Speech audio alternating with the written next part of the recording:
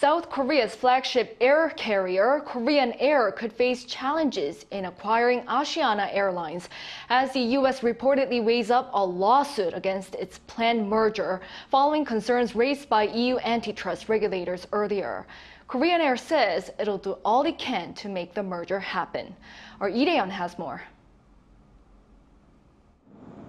There's turbulence up ahead for Korean Air's planned acquisition of Asiana Airlines, with the United States and the European Union looking to ground any takeover.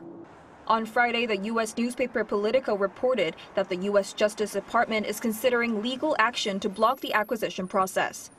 The deal was struck in November 2020, but since then, following over 2 years of investigations, Washington says the acquisition may hurt competition on overlapping routes to the U.S.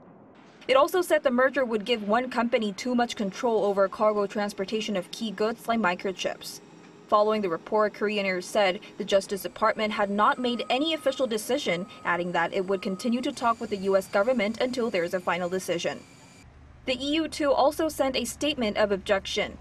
EU antitrust regulators on Wednesday said Korean Air's proposed acquisition may restrict competition in passenger and cargo air transport services between Europe and South Korea.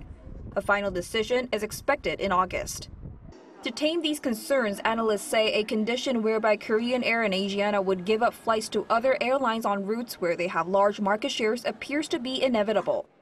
A similar condition was already flagged by the UK's competition authority when the merger was approved earlier in March. Korean Air currently has 10 slots a week and Asiana 7 slots, but the latter will be given to Virgin Atlantic after the merger.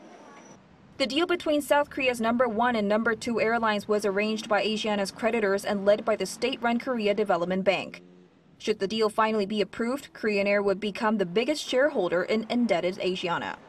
The company has received approval from 11 countries out of 14, including Australia, Singapore, and China, and now awaiting a decision from the US, Japan, and the EU. Japan reportedly said it will make a decision based on the conclusion of the EU and the US. The final decision, industry insiders expect, will be delivered next year at the earliest. Lee Rae-hyun, Arirang News.